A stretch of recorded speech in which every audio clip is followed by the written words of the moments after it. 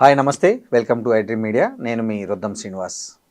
ఇటీవల హైదరాబాద్లో జరుగుతున్న కొన్ని హత్యలు, ముఖ్యంగా పని మనుషుల రూపంలో ఇళ్లలో చేరి వాళ్ళ నమ్మకాన్ని బాగా సంపాదించి అదును చూసి కరెక్ట్ టైంలో వాళ్ళను హత్య చేయడము, ఆ ఇంట్లో ఉండే నగదు, బంగారం, ఇంకా విలువైన వస్తువులన్నీ దోచుకోవడం, పారిపోవడం.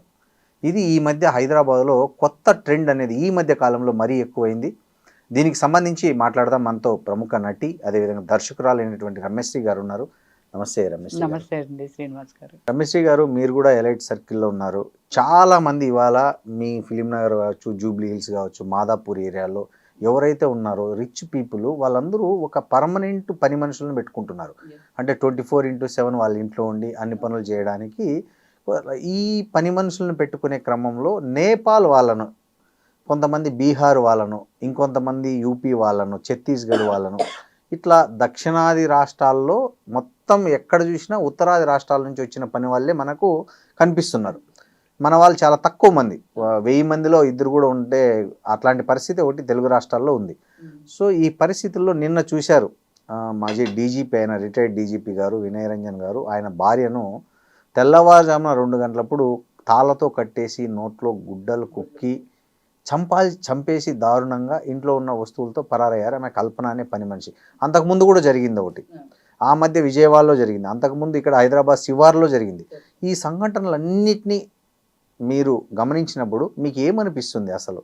ఫస్ట్ ఆఫ్ ఆల్ ఏం లేదండి, యాక్చువల్లీ నేను నా వరకు అంటే ఇలా ఇప్పుడు ఈ సిచ్యువేషను సర్వెంట్ మేట్స్ గురించి మనం మాట్లాడుకుంటున్నాం కాబట్టి నా కెరియర్ స్టార్ట్ అయినప్పటి నుంచి మా ఊరు పక్కన చుట్టుపక్కల విలేజెస్ ఎవరైతే ఉంటారో ఒక 15 ఏళ్ళు 14 ఏళ్ళు అమ్మాయిని తెచ్చుకునేదాన్ని. తెచ్చుకొని అంటే వాళ్ళు ఇంక చదువుకోవటానికి సోర్స్ లేదు. నేను అలాగే 2 అమ్మాయిలు చదివించాను కూడా. ఇంట్లో పని చేసుకోవడం, స్కూల్కి వెళ్ళడం, మళ్ళీ వచ్చిన తర్వాత పని పాట నేర్పాలి అని అంటారు కదండి. అలా చేస్తూ మళ్ళీ నేను దగ్గరుండి వాళ్ళకి బుక్స్ అవి చదివించడం, వాళ్ళు ఎలా సంతకం పెట్టాలి నేర్పడం, ఇలాగా దగ్గర నా కెరియర్ ఇప్పుడు 28 ఇయర్స్ అయింది. ఫీల్డ్కి వచ్చి 7 మెంబర్స్ మారారండి.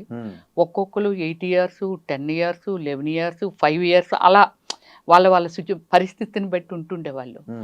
నాకు ఈ భయం కాదు కానీ ఏమో ఫస్ట్ నుంచి ఊర్ల నుంచి తెచ్చుకునేదానండి. ఇప్పుడున్న ఈ జరుగుతున్న ఇన్సిడెంట్ చూసి నాకు అనిపిస్తుంది, అంటే ఇప్పుడు మాకు ఇంట్లో 2 వచ్చి వెళ్ళిపోయే వాళ్ళే తప్ప, అది కూడా నేను ఆంధ్ర వాళ్ళ లేకపోతే తెలంగాణలో అంటే వాళ్ళు మంచి వాళ్ళ, కరెక్ట్ మరీ ఎడ్యుకేటెడ్ ఉండకూడదు, కష్టపడే వాళ్ళ 1 మంత్ చూస్తాను తర్వాత మానిపించేస్తాను, అలా చెక్ చేసుకొని పెట్టుకుంటున్నానండి.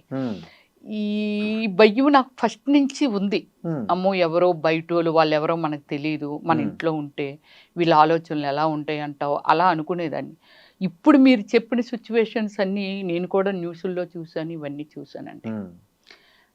ఒక ఐపీఎస్ ఇంట్లో ఇలాంటి సిచ్యువేషన్ జరిగింది అని అంటే, అమ్మాయి అంతకాలం నుంచి ఉండి ఆయన రేంజ్ ఏమిటి, ఏ లెవెల్, అది పోలీస్ డిపార్ట్మెంట్కి సంబంధించిన ఇది, మనం చేస్తే ఒకవేళ ఇది డెఫినెట్లీ మనం ఎక్కడోకక్కడ మనల్ని పట్టుకుంటారు అనే భయం కూడా లేకుండా ఒక ప్రాణం తీసేయడం అనేది అసలు తీయాల్సిన అవసరం, డబ్బు పోతే పోనీయండి, డబ్బులు పోవచ్చు, బంగారం పోవచ్చు, మళ్ళీ సంపాదించవచ్చు, కానీ ప్రాణం కూడా తీసిగలిగేంత డేరు ఆమె మనసులో కలిగింది అని అంటే, ఆ మనిషిని చంపితే గాని పట్టుకెళ్ళలేము, కానీ చంపేటందుకు కూడా అసలు వెనకాడలేదనంటే, మనము కూడా ఒకటి ఆలోచించాల్సింది ఏంటంటే, ఎవరు పడితే అలా నమ్మకూడదు అనేది ఒకటి. మన సమాజం కూడా అలాంటి వాళ్ళని బిలీవ్ చేయకూడదండి, అంటే నమ్మకూడదు, అలాంటి వాళ్ళని వదిలేయకూడదండి. ఒకప్పుడు రాజశేఖర్ రెడ్డి గారి టైంలోని మామూలు మనం న్యూస్లో చూస్తుంటే అంటే 1, 2 కాదండి, విశాఖపట్నం, విజయవాడ, రాజమండ్రి, లేదా తెలంగాణ, కరీంనగర్, వాట్ ఎవర్ ఎక్కడైనా ఉన్నాయండి. అమ్మాయి ప్రేమించి వదిలిస్తే చాలు యాసిడ్లు పోసేసేవాళ్ళు, లేకపోతే చున్ని చుట్టి చంపేసేవాళ్ళు, ప్రేమించలేదని, లేకపోతే పెళ్లికి ఒప్పుకోలేదని, సంథింగ్ డిఫరెంట్ ఒక సిచ్యువేషన్లో మనం ఆల్మోస్ట్ డైలీ ఒక 4-5 ప్లేసెస్లో వింటుంటే వాళ్ళం న్యూస్లో యాసిడ్ దాడులు బాగా మామూలుగా కాదండి, వెళ్తూ పోసేయటమే అంతే, లేకపోతే పేక్ కోసేయటము, సో ఇలా చేస్తూ ఉండేవాళ్ళు. కానీ దాని తర్వాత అలాంటి వాళ్ళని చేసిన తర్వాత ప్రూవ్ అయిన తర్వాతే ఎప్పుడైతే ఎన్కౌంటర్ చేశారండి, స్టిల్ ఈ రోజు వరకు రాజశేఖర్ గారు ఈ భూమి మీద లేరు అసలు. కానీ అది మనకి ఎంత పనికి వచ్చింది అంటే, ఎంత హెల్ప్ అయిందంటే, ఎవరైనా అది చెయ్యాలంటేనే భయపడుతున్నారు.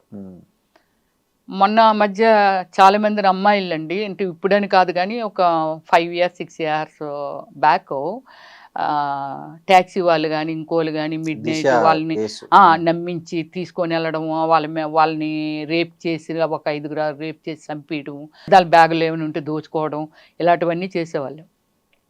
ఆ పిల్లల్ని ఎన్కౌంటర్ చేసిన తర్వాత చూడండి, ఇప్పుడు ఇలాగ అమ్మాయిలు ట్యాక్సీ వాళ్ళు తీసుకొని వెళ్ళిపోయారు, మిడ్ నైట్ కూడా ట్యాక్సీలో వెళ్ళిపోవచ్చు. కానీ ప్రతి దానికి ఒక చేసిన తప్పుకి శిక్ష అనేది ప్రజలకు తెలిసే విధంగా కానీ ప్రభుత్వం అమలు చేయగలిగితే డెఫినెట్లీ ఇలాంటి వాళ్ళని అరికట్టచ్చు. ఇప్పుడు అవన్నీ అలా నడిచాయి. ఇప్పుడేంటి, నేపాలీ వాళ్ళు, బీహారీ వాళ్ళు, లేకపోతే ఇలాంటి వాళ్ళు రావడం, నమ్మకంగా ఇళ్లలో చేరడం, లేకపోతే భార్యాభర్తలు ఇద్దరు ఎంప్లాయీస్ అయితే వీళ్ళు మన బాబో పాపో చిన్న కిడ్ అయి ఉంటారు, వాళ్ళని టేక్ కేర్ చేయండి అది ఇది అని చెప్పి ఇంట్లో పనులన్నీ చూసుకోండి అని 25,000 30,000 కూడా ఇస్తున్నారండి. అవునండి, అంతంత అమౌంట్ హెచ్చిస్తూ కూడా.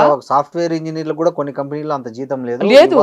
ఈ రోజు 18,000 15,000 15,000 16,000 చేస్తున్నారు అబ్బాయి. ధనవంతులు ఇళ్లలో పనిచేసే పని మనుషుల జీతము, వాళ్ళకు వసతి ఉచితము, అంతా 3 పూట్ల భోజనం తింటే అది, వాళ్ళు ఏం తాగితే ఫ్యామిలీ నుండి భార్య భర్తలు కూడా ఉంచుకుంటూ ఒక 60,000 70,000 వాళ్ళకి శాలరీ ఇస్తూ అన్ని మనమే భరిస్తూ ఉండటం, స్టేయింగ్ కూడా వాళ్ళకి ఇస్తూ ఇన్ని చేస్తే ఇప్పుడు చూడండి ఇలా ఎక్కువైపోయి. అంటే దీనికి ఆనకట్ట అనేది వెయ్యకపోతే డెఫినెట్లీ ప్రతి 3 రోజులకు 4 రోజులకి ఇలాంటి సిచ్యువేషన్ లో చాలా ఈజీగా జరిగిపోతుంటాయండి, చాలా ఎక్కువ జరిగిపోతాయి. ఈ కేసులో చూడండి, ఆమెను మీరు అన్నట్లు చంపకుండా నగలు డబ్బు తీసుకెళ్ళిపోవచ్చుగా, కానీ ఆమెను కట్టేశారు కదా. ఆమె మీతో ప్రతిఘటించేది లేదు, ఫోన్ చేసేది లేదు, వేరే వాళ్ళకి ఏం లేదు. ఆమెను కట్టేశారు, కట్టేసిన దాన్ని వదిలేసి వెళ్ళిపోవచ్చుగా. మరి ఈమె చేసిందని చెప్పేస్తుందిగా, ఇప్పుడైనా అట్లే తెలుస్తుందిగా. ఇప్పుడైనా అదే తెలుస్తుందండి. వాళ్ళ అదే అంటున్నాను, జ్ఞానం ఉండే వాళ్ళు ఎవరైనా, సొసైటీ గురించి ఆలోచించే వాళ్ళు ఎవరైనా ఇలాంటి పనులకి పూనుకోరండి. జ్ఞానం ఉండదు అంటే సొసైటీకి ఎలా పోతే మనకేమిటి, ఏమైపోతే మనకేమిటి అనే ఒక ధోరణిలో ఇలాంటి కళ్ళు మూసుకుపోయిన పనులు చేస్తారే తప్ప, జ్ఞానం ఉన్న వాళ్ళు ఎవరైనా ఆలోచిస్తారు, అమ్మో నేను చేస్తే నా ప్రాణం కూడా ఉండదు కదా, నన్ను కూడా చంపేస్తారు కదా అనే ఒక భయం అనేది ఉంటుందండి. ఇప్పుడు ఆ భయం అనే దాన్ని ఎవరు తీసుకురాగలరండి? మళ్ళీ ఈ ఐపీఎస్లో ఈ ప్రభుత్వాలు ఇవే తీసుకురావాలి తప్ప, డిసిషన్స్ వాళ్ళ దగ్గరే ఉంది తప్ప, మళ్ళంటి వాళ్ళు మాట్లాడుకోవటానికి తప్ప ఎందుకు పనికిరామండి. ఇప్పుడు ఈ పర్టికులర్ కేసులో చూడండి మీరు, ఇక్కడ ఆమె చంపేసి పరారైపోయింది. ఆమె ఉంటే అయినా ఆమె మీద డౌట్ వచ్చేది కాదేమో బహుశా, నేను నిద్రపోతుంటా అని చెప్పి ఆమె పరారైందంటే ఆమె అని క్లియర్ గా చట్టానికి ఆమె దొరికిపోయింది. ఇవాళ కాకపోయినా రేపైనా దొరుకుతుంది. సీసీ కెమెరాలు ఉంటాయి, సీసీ కెమెరాలు ఉంటాయి, అన్నిట్లో కనబడతాయి. ఆ ముందు రోజు వరకు ఒక అమ్మాయి ఉంది అని అంటే, ఇప్పుడు మేడం ఉంది అని అంటే మాట్లాడడం అది బయట నుంచి కూడా చేస్తూ ఉంటారు, ఎందుకంటే ఎన్నో ఇయర్స్ నుంచి ఆమె పని చేస్తుంది కాబట్టి. కాకపోతే ఏమిటనంటే చెప్పాను కదండి, ఒక మనిషిలో ఒక దురాశ దుర్బుద్ధి ఎప్పుడైతే పుట్టిందో వాళ్ళకి ఇంకేం కనబడదండి. ఇప్పుడు ఈ కేసులో ఈ సంఘటనల తీరు గమనిస్తే రమ్య గారు, ఈ ముఠాలు ఎవరైతే ఉన్నారో, ఈ గ్యాంగులు ఎవరైతే దోపిడీ గ్యాంగులే, వాళ్ళ మనుషుల్ని ఏమైనా పని మనుషుల రూపంలో ఇట్లాంటి చోటకి పంపిస్తున్నారనే డౌట్ వస్తుంది. మీకు ఒకటి చెప్తానండి దానికి ఎగ్జాంపుల్. చెప్పండి. మాది FCA లేఅవుట్ అని ఆ మధ్య చాలా పెద్ద కాంట్రవర్సీ అయ్యింది. త్రో హైడ్రా కానీ నన్ను మర్డర్ చేయటం కూడా టార్గెట్ చేశారు. యు బిలీవ్, మేమందరమే అండి దగ్గర 45 మంది 50 మంది ఉన్నాం.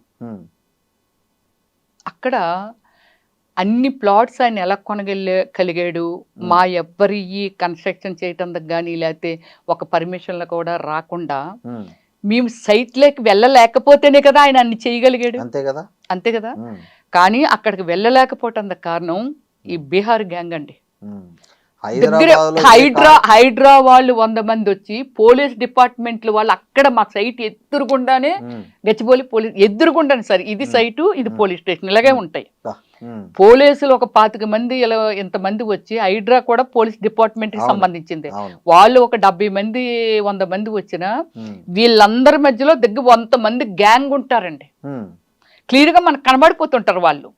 ఎవరుంటారండి? హైడ్రా యూనిఫామ్, పోలీసులు యూనిఫామ్, మేమా ఐడెంటిఫికేషన్ అంటే మా ప్లాట్స్ కి సంబంధించి వస్తే శ్రీధర్ రావు గారు రావాలి.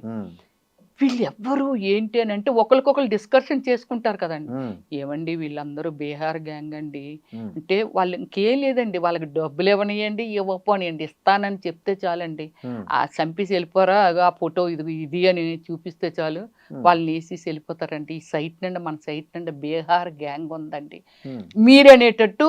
ఏది ఒకవేళ వాళ్ళు ఏమైనా ఒక గ్యాంగ్ కింద తయారయ్యి మీరు ఇళ్లలో పనుల కింద జాయిన్ అవ్వండి అదవ్వండి అన్నట్టు మేబీ ఉండొచ్చండి. ఈ ప్లాన్లోనే పని వాళ్ళుగా పంపించడం, వాళ్ళని ఆపరేట్ చేస్తూ ఉంటారు. ప్రతి ఒక్కరి చేతిలోని ఫోన్లే కదండి. అవును, అంతే కదా, అంతే, ఫోనే కదా. సో దానికి ఏంటి ఇక్కడ ఇలాగా అలాగా ఇలాగా అని వీళ్ళు చెప్తూ ఉంటారు. అలాగే ఎంతమందిని సిటీలో స్ప్రెడ్ చేశారో కూడా తెలియదు. కరెక్ట్. ఇప్పుడు ఫస్ట్ దాని మీద సీరియస్ గా ఇన్వెస్టిగేషన్ జరగాలి. జరగకపోతే మాట్లాడుకోవడం వదిలేయడం అని అనుకుంటే ఈ రోజు ఈ ఆఫీసర్ అవుతారు, ఇంకో రోజు ఇంకొక ఆఫీసర్ అవుతారు. అది ఎవరికైనా జరగచ్చు, ఆయనకే జరగాలని ఏమి రూల్ లేదు. ఎప్పుడైతే లూజ్ వదులుతామో డెఫినెట్లీ జరుగుతుంది. ఇప్పుడు చీమలు పుట్ట ఉందండి, మందు చీమల మందు వేస్తే చీమలు చస్తాయేమో కానీ అంతేగాని పుట్ట కదని ఇలా మనం కాలుతో వెళ్ళాలంటే మళ్ళీ అవి అక్కడికే వచ్చి చేరుతాయి ఆ చీమలో. సో సేమ్ లైక్ వీళ్ళు చేస్తున్నది ఈరోజు మన సార్ వాళ్ళ ఇంట్లో జరిగింది. ఐపీఎస్ సార్ పేరు ఏం పేరు, వినయ్ రంజన్ గారి ఇంట్లో జరిగింది అని అనుకుంటే ఇంకొక ఆఫీసర్ ఇంట్లో జరుగుతుంది, ఇంకొక ఐఏఎస్ ఆఫీసర్ ఇంట్లో జరగచ్చు. అవును, ఎవరి ఇంట్లో జరగచ్చు. ఇది ఇప్పుడు పొలిటికల్ వాళ్ళ ఇంట్లోనూ జరగచ్చు, ఎక్కడైనా జరగచ్చు అండి. మా ఇంట్లోనైనా జరగచ్చు అండి, ఎక్కడైనా జరగచ్చు. దీనికి మందండి ఒకటే, పుండు పుట్టిందంటే మందు రాయాలి, లేకపోతే అది రాసపుండు అవుతుంది, క్యాన్సర్గా మారుతుంది, ప్రాణాలు పోతాయి.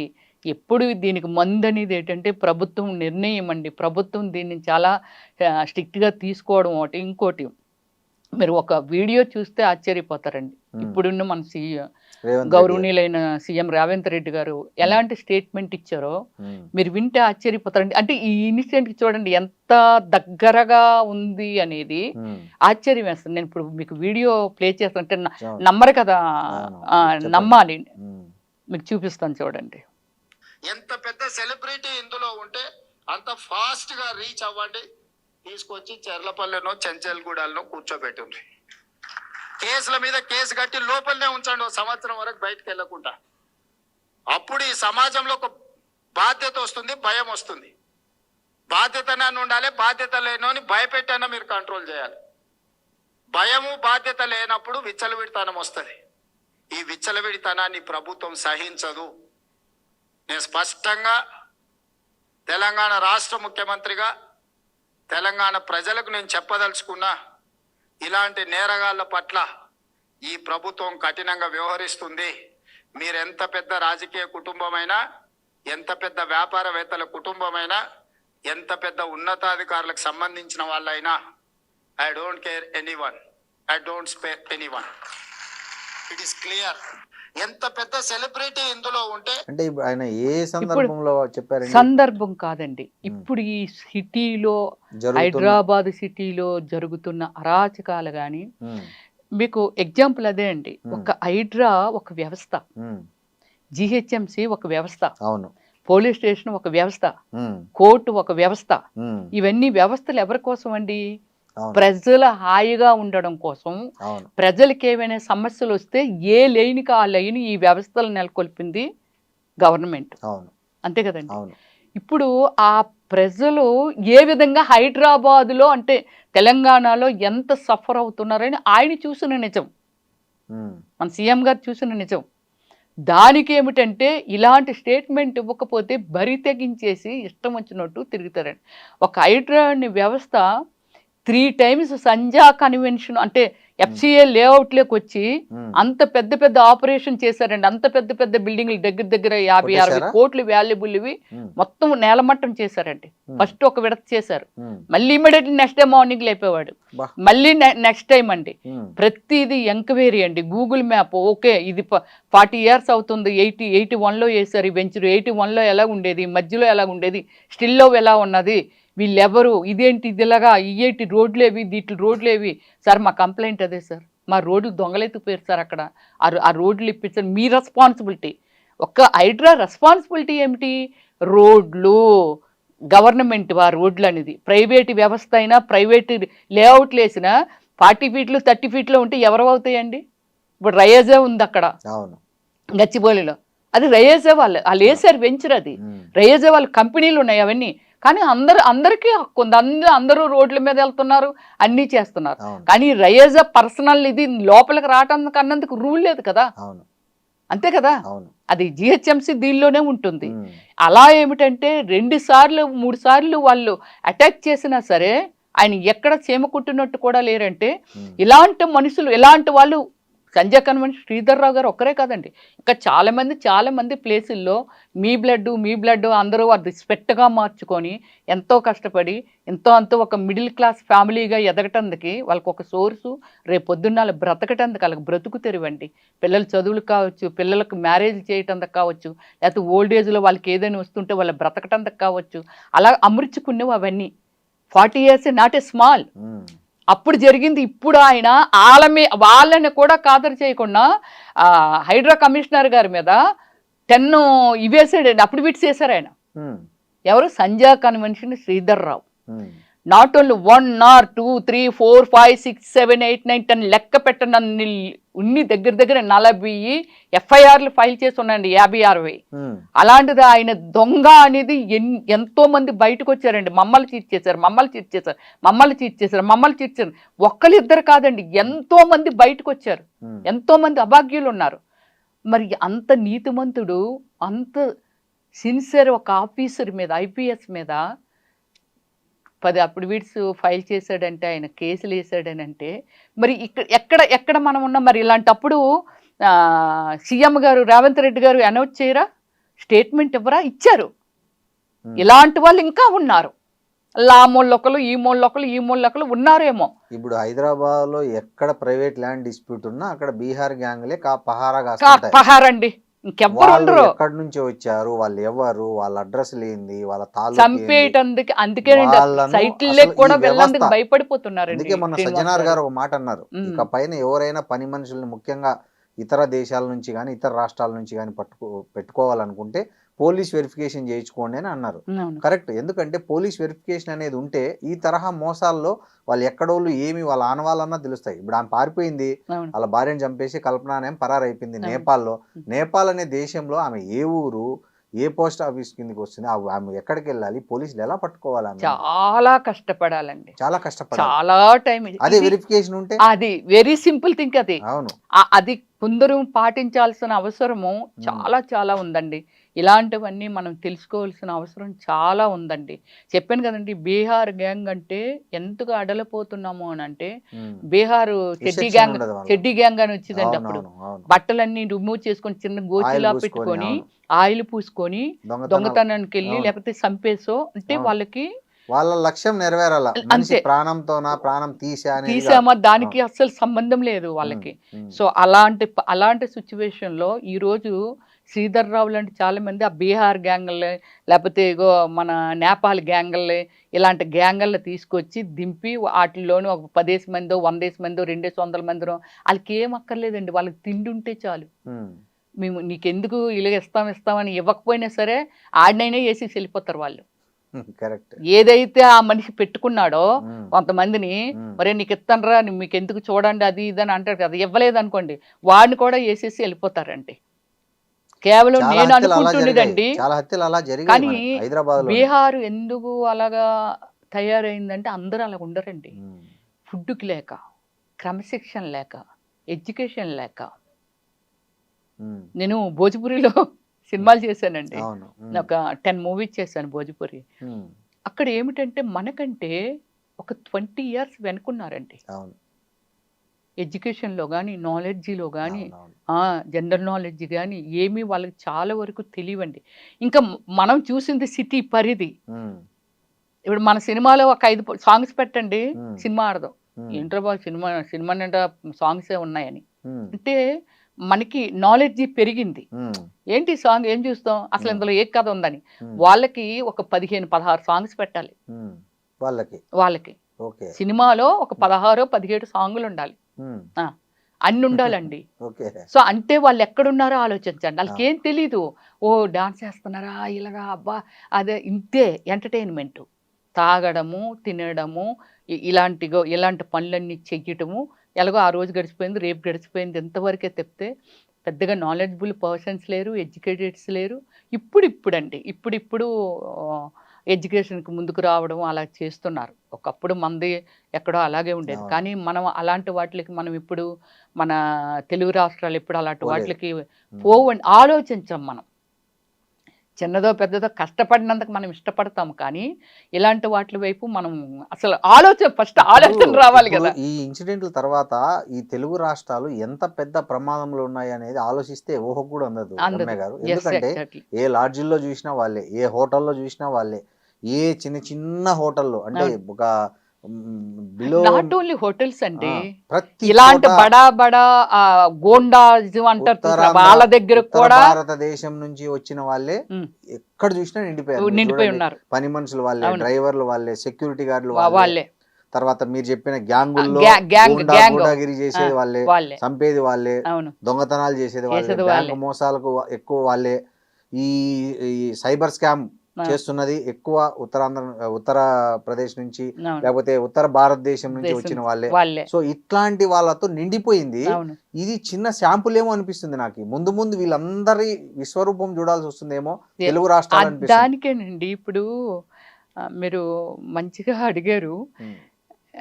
నేను రేవంత్ రెడ్డి గారు ఆ స్టేట్మెంట్ ఒక ప్రెస్ మీట్లోనో లేకపోతే ఎక్కడో మాట్లాడారు.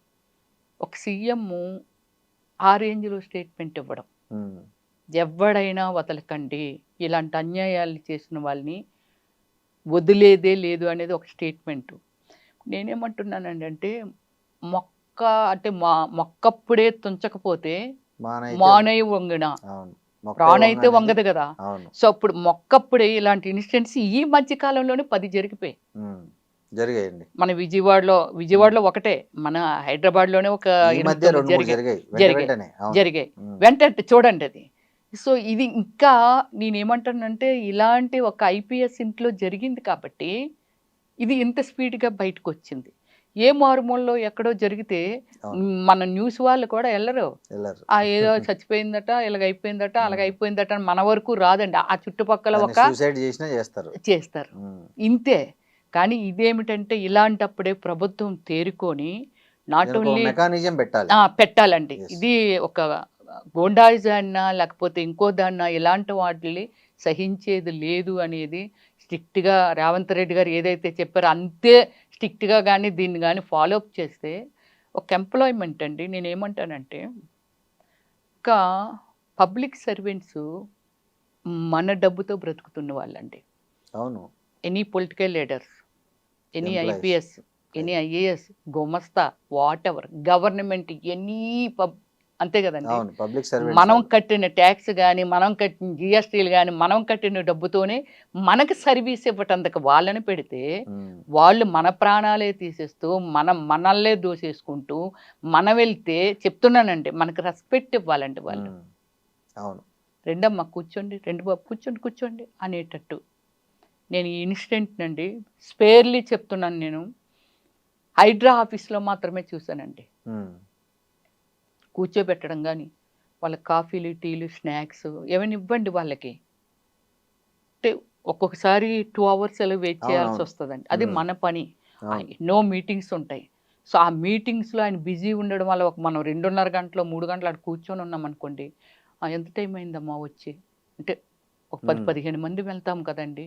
వెయిటింగ్. కొందరు ముసలోళ్ళు, సీనియర్ సిటిజన్స్ ఉంటారు, సూపర్ సీనియర్ సిటిజన్స్ అండి, 85 ఏళ్ళు, 87 ఏళ్ళు ముసలోళ్ళు అందులో ఉన్నారు. ఎందుకంటే 40 ఏళ్ళ క్రితం పడిన పాటలు కదా అవి. సో ఉన్నారు కదండి. రాగానే వీళ్ళకి ఏమైనా ఇచ్చారా, ఎంత టైం అని సార్ ఒక 2 hours అయింది సార్, చూడండి 5 అవుతుంది, వీళ్ళకి ఏదైనా స్నాక్స్ ఉంటే పెట్టండి. అంటే బాధ్యత అండి. మనం ఇప్పుడు అనుకున్నాం కదా దీని బిఫోర్ పాయింట్, ఒక మీరేంటి ప్రజలకు రెస్పాన్సిబిలిటీ ఉన్న మేము శాలరీ ఇస్తే మీరు తీసుకుంటున్నారు, కానీ అదే రెస్పెక్ట్ ఎక్కడికి వెళ్ళా ఉండాలి కదండి. ఉండాలి.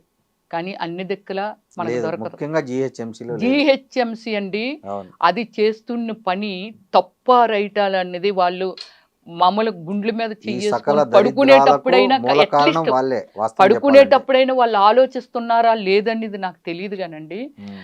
మీరు కొన్ని సిచ్యువేషన్స్లో మీరు ఎప్పుడైనా చూసారో లేదండి, ఇలాంటి వాళ్ళ పిల్లలు ఎవరు పెద్దగా బాగున్నట్టు నాకు తెలియదు. బాగుపడరు. సకల ఈ వ్యసనాలకు. రోజు ఇప్పుడు రోజుల్లో అండి ఉమ్. వాచ్మ్యాన్ పిల్లలు, పనులు చేసుకున్న వాళ్ళ పిల్లలు, ఐఏఎస్లు, డాక్టర్లు, అవును. ఐపీఎస్లు పిల్లలు అవుతున్నారండి. అవును. వాళ్ళ కష్టపడ్డం ఎలాగో నేర్పుతారు. అవును. మాట్లాడితే మీరు మనుషులది దోసేసుకొని మీరు బ్రతుకుతున్న వాళ్ళు పిల్లలకి ఏం చెప్తారు? వాళ్ళకి కట్టలు ఇస్తుంటారు అంతే. ఫస్ట్ వాళ్ళకి రెస్పెక్ట్ ఉండదు వీళ్ళ పట్ల. ఉండదు. పిల్లలకు రెస్పెక్ట్ పిల్లలకు ఉండదండి. వాళ్ళు కూడా సమాజంలో తిరుగుతున్నారు, అవును. పిల్లలు అన్ని చూస్తున్నారు. మా నాన్న ఏంటి దొంగలా వస్తాడు, దొంగలాగా వెళ్ళిపోతాడు, ఏదో కట్టలు వస్తున్నాయి చేస్తున్నాయి. చాలా మంది వాళ్ళు ఫైనల్లీ వాళ్ళకి సర్వీస్ చేయటందుకు కూడా ఎవరు ఉండరండి. ఫస్ట్ నుంచి మనము యాపిల్ మొక్కకి యాపిల్ కాయలే కాస్తాయి ఆ మొక్కకి. అలాంటి వీళ్ళు ఫస్ట్ నుంచి కరప్షన్కి అలవాటు పడిపోయి పిల్లలకి ఏం మెసేజ్ ఇస్తారు మీరు? నువ్వు బాగా చదువు, నువ్వు బాగా ఉండు, నువ్వు సిన్సియర్గా ఉండు అని పిల్లలకి ఏం చెప్పలేరు. సమాజాన్ని గౌరవించు, సమాజాన్ని గౌరవిస్తేనే, అంతే కదండి, సొసైటీని గౌరవిస్తేనే మనకు కొన్ని వాల్యూస్ అనేది మనం బ్రెయిన్లో మనము ఏంటి ఇన్పుట్ ఇస్తుంటేనే వాళ్ళకి మంచిగా తయారవుతారు. నువ్వు ఎప్పుడూ డబ్బు ధ్యాస, ఎప్పుడు డబ్బు సంపాదించడం, డబ్బు దోసుకోవడం, డబ్బు చేయటమే తప్పితే పిల్లలకి నువ్వేం నేర్పగలవు? అనుభవించేది కూడా ఏం లేదండి. వాడు మంచి షర్ట్ వేసుకోలేడు, లేరు, మంచి నగ వేసుకోలేరు, మంచి కారు కొనుక్కోలేడు, మంచి ఇది కొనుక్కోలేవాడు, అన్ని దొంగ ఆస్తులు పెట్టుకుని గవర్నమెంట్ ఇచ్చిన కారు. ఇంకో టెన్షన్ ఏంటంటే ఇట్లా అవినీతి పరులకి పెద్ద టెన్షన్, వాడు బినామీలు వానికి మళ్ళీ తిరిగి అది రాసిస్తారా రాసిరా, వాడు ఎవరికన్నా ఇచ్చేస్తాడా ఇచ్చేయడా ఏమో, ఇది నాకు వస్తుందా రాదా, అదే సకల రోగాలకు వాళ్ళు ఆలవాలమై ఉంటారు. వాళ్ళ దేహం షుగరు, బీపీ మొత్తం వాళ్ళకి రాని జబ్బు ఉండదు. కాళ్ళు తీసేసిన వాళ్ళు చాలా మందిని చూసా నేను, చేతులు తీసేసిన వాళ్ళని చూసా, కిడ్నీలు పోయి డయాలసిస్ చేసుకునే వాళ్ళని చూసా.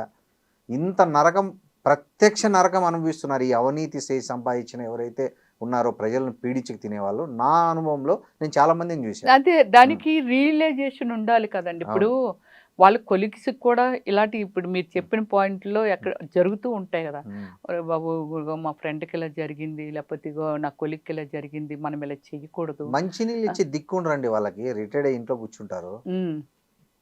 ఆ డబ్బు వచ్చైతే ఇవ్వదు కదా, డబ్బు ఇవ్వదు. డబ్బు ఇప్పుడు డబ్బును పట్టుకొని అయితే అన్ని చేసుకోలేరు కదా. వీళ్ళకి సర్వీస్ ఇవ్వటానికి ఓన్లీ డబ్బే పనికిరాదు కదా. ఏదో ఇప్పుడు ఈ నేపాల్ ఇది కల్పన చేసినట్టే ఎవరో సర్వీస్ చేసింది, చాలా కట్టలు ఉన్నాయి పక్కనే అని చెప్పి దానికి ఒక కొన్నాళ్ళు సర్వీస్ చేసి అయిపించేస్తారు. అంతే అంతే అంతే, అంతకుమించి ఏం చేయరండి. ఇక్కడ జరిగేవన్నీ ఇవే అండి.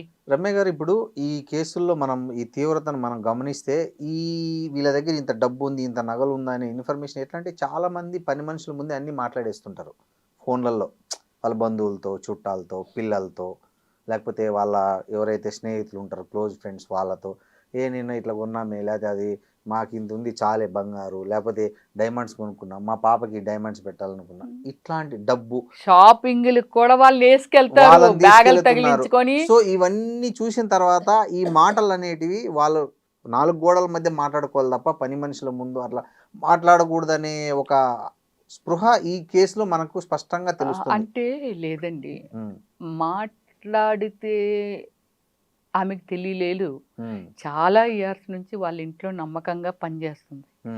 కామన్ గా మీరు చూస్తున్నాను. ఇప్పుడు మీరు ఈ రోజు మనం ఇక్కడ కూర్చొని మాట్లాడుకుంటున్నాము, ఎక్కడో కనిపించారు అనుకోండి, సమ్ చిన్న క్లోజ్నెస్ అనమాట.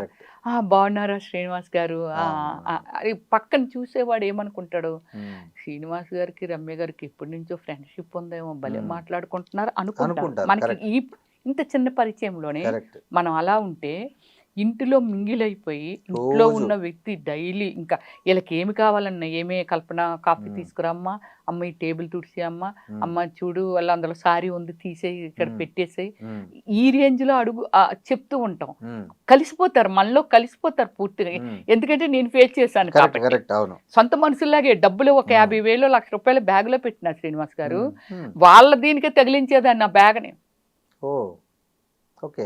వాళ్ళే తగిలించుకునే, మ్మ్. అందులో 10,000 తీసి ఇవ్వమ్మా మ్మ్. అనేదాన్ని. మ్మ్. షాపింగ్ చేసేటప్పుడు కూడా అంటే వాళ్ళు తీసేస్తారా అని అంటే నా జ్ఞానం నేనెక్కడ ఆలోచించేదాన్ని అంటే, మ్మ్. ఇప్పుడు ఇది కొనుక్కున్నాను కదా, మ్మ్. 15,000 అయింది, లక్ష మ్మ్. రూపాయలు పట్టుకున్నాను, మ్మ్. అయితే ఇంకో 85,000 85,000 ఉంటాయి ఇంకానా, మ్మ్. ఇలా లెక్క పెట్టుకునేదాన్ని. మ్మ్. ఏవే ఎన్ని ఉన్నాయి లెక్క పెట్టు అనేదాన్ని. మ్మ్.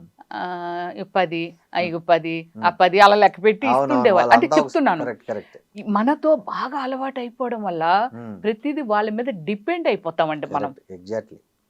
ఆ డిపెండ్ అయిపోవడంలో వాళ్ళు ఏంటంటే ప్రతిదీ అబ్జర్వేషనే. వీళ్ళు జ్యువెలరీ ఎక్కడ పెడతారు, మన మనిషే కదా ఇక్కడ జ్యువెలరీ, మనం ఏ డైమండ్ నెక్లెస్ ఎక్కడికి వెళ్ళి వచ్చాం స్ట్రైన్ అయిపోయాం, అక్కడ పడిచేస్తాం, అలసిపోయి పడుకుంటాం. మేడం గారండి కాఫీ, ఇది పట్టుకొని వెళ్ళిపోవచ్చు, మనం చెప్పలేము. చెప్పలేము. 4 years బ్యాక్ అండి, మన ఉమేష్ చంద్ర ట్యాచీ ఉంది కదా ఎస్ఆర్ నగర్. ఎస్ఆర్ నగర్, అక్కడ ఎగ్జాక్ట్లీ ఒక ఇన్సిడెంట్ జరిగిందండి. ఆ లోపలకు ఎక్కడికో, అప్పుడు నేను చదివాను. అమ్మాయి ఎప్పటి నుంచో పనిచేస్తుంది వాళ్ళ ఇంట్లో, అది ఒకరిని లవ్ చేసింది, వీళ్ళు మార్వాడీసు. అయితే అమ్మాయి వాడు ఏమన్నాడంటే ఆ జ్యువెలరీ అది అంతా పట్టుకొని వచ్చేసాయి, మన ఇద్దరం పెళ్లి చేసుకుందాం అని చెప్పాడట. ఈ డైమండ్ నెక్లెస్ గాజులు అవి ఇవి ఈవిడ ఎక్కడికో ఫంక్షన్కి వెళ్ళి వచ్చి, చాలా పెద్ద పార్టీ తీసుకో అక్కడ పడేసింది. స్నానానికి వెళ్ళింది. స్నానానికి వెళ్ళినప్పుడు ఇదంతా మూట కట్టేసింది. ప్లాన్గా ఈడు కూడా కింద వెయిట్ చేస్తున్నాడు కారు పట్టుకొని. ఎదురుగా ఇది లిఫ్ట్లోనూ వెళ్ళాలి, అలాగే మెట్ల మీద నుంచి, మెట్లకి లిఫ్ట్కి అంటే సెంటర్లో ఉందండి లిఫ్ట్. ఇది మెట్ల మీద దిగినా మీద నుంచి ఏది లిఫ్ట్లో వెళ్ళా కనబడతారు మనుషులు, గ్లాస్ అన్నమాట ఇది. ఈ ఆవిడ వాళ్ళ హస్బెండ్ లిఫ్ట్లో వస్తున్నాడంట. వస్తుంటే ఒక గోడలాడిది 4 మెట్లు దిగి గోడలాడి దాని మీద దూకేసింది అమ్మాయి. ఈ వెన్నుముక్క ఇరిగిపోయింది, అక్కడి నుంచి కదలదే, ప్రియతమైన పెయిన్. ఆడు పారిపోయాడు, ఈ మూటలట్టుకొని వాడు పారిపోయాడు దీని దగ్గర నుంచి. ఇది పడిపోయి అక్కడ పడి ఉన్నది. తర్వాత ఏంటి ఇలా పడిపోయింది అది ఇదని వీళ్ళు ముందు లీవ్ చూసుకోలేదు.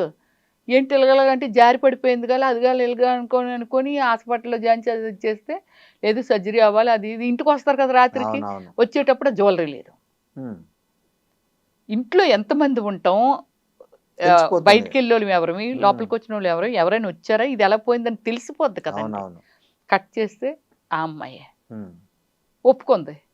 వాళ్ళ పేరెంట్స్ వాళ్ళు వచ్చి అక్కడ గ్యాంగే, నేపాలీ గ్యాంగే వచ్చి మా పిల్లని అప్పటి నుంచి పెంచుతున్నారు మీరే, పెద్దదైంది మీరే పెళ్లి చేస్తామన్నారు, ఇప్పుడు అది ఇరిగిపోయింది నడువు, ఏదో ఒకటి చేయించండి అంటే, మా ఇంటిలోనే దొంగతనం వేసిన దాన్ని, మా సంసారం పట్టుకెళ్ళిపోయిన దానికి దీన్ని మేమెందుకు చేయిస్తాము, మేము చేయించాం అని చెప్పి దాన్ని అలాగ వదిలేశారు.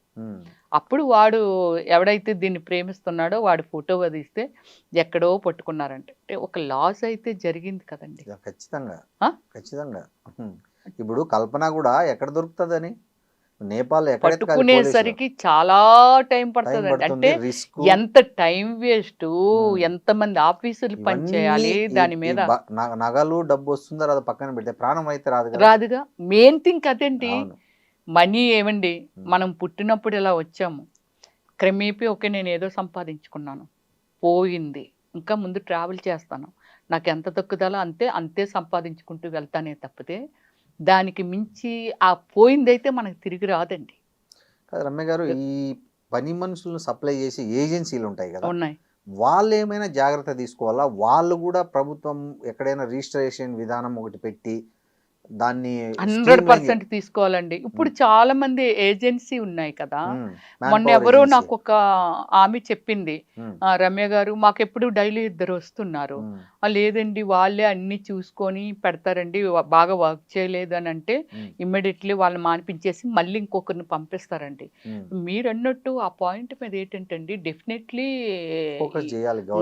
చెయ్యాలండి. గవర్నమెంట్ అంటే మొన్న ఎవరో చెప్పారని అన్నారు కదా డిపార్ట్మెంట్, వీళ్ళకి ఇదిగో వీళ్ళు ఎక్కడి నుంచి వచ్చారు, వీళ్ళ ఆధార్ కార్డు ఇది, వీళ్ళు ఇది ఇగో మేము ఇలా పెట్టుకుంటున్నాము, ఈ అమ్మాయి మాతో ఉంటుంది అనేది మనం ఇన్ఫర్మేషన్ ఇచ్చే పెట్టుకుంటే బెటర్ అనేది. అది అంటే నేను చేసినా అదే చేస్తాను. ఎంతో మంది అంటే పని మనిషిని పెట్టుకోగలిగే స్తోమత అవసరం, మెయిన్ అవసరం అండి.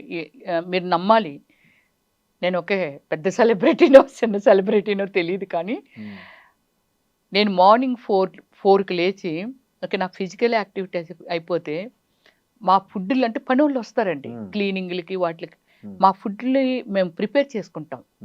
ఎందుకంటే వాళ్ళ హ్యాండ్ స్టైల్ వేరేగా ఉంటుంది, వాళ్ళ టేస్ట్ ఏముంటుందో వాళ్ళు ఏమేసిస్తారో ఏమో మనకు తెలియదు.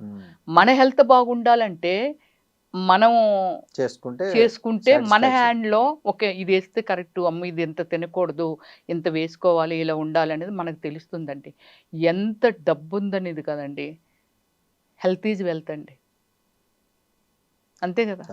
సో అది లేనిది వేస్ట్ కదండి. మనకి ఎంత డబ్బున్నా సుకుమారము తప్ప, కానీ ఇంటిలో పని చేసుకుంటే ఎవ్వరు చూడరండి. కానీ మన సాటిస్ఫాక్షన్ అన్నమాట.